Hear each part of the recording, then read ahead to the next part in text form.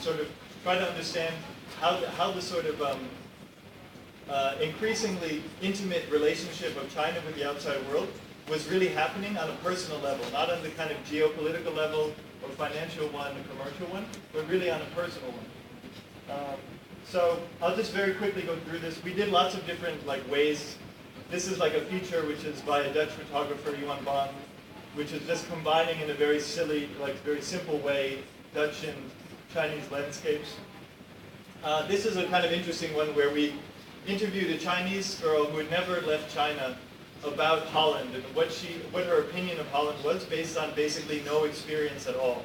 So just based on seeing some movie or talking to some drunk Dutch guy at a bar, how you sort of put together your image of a place, which is almost a total fantasy, from almost random material.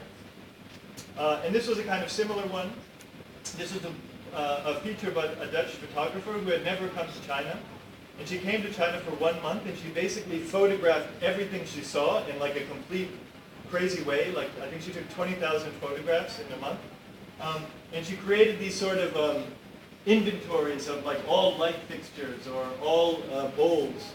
And anyway, it was just a kind of interesting way for her to process this unbelievably complicated, unbelievably interesting, overwhelming place.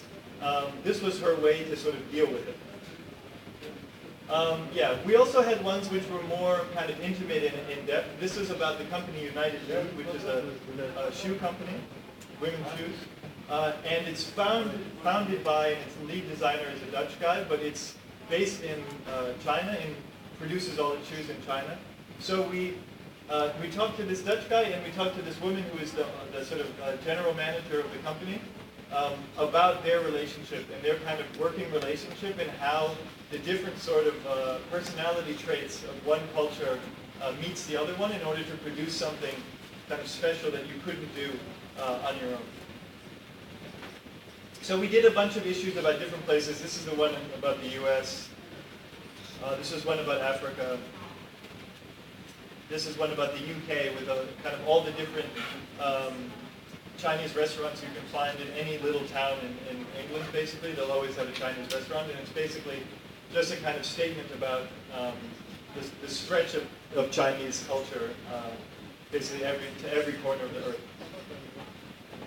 Okay, so the other interesting thing to say about this magazine is that in China it's very, very difficult and very, very expensive to get a license to make your own magazine. You have to get it from the government, and it's very hard to do, and if you can't get it from the government, you have to buy one from somebody else, and that's super expensive. And we didn't have any money.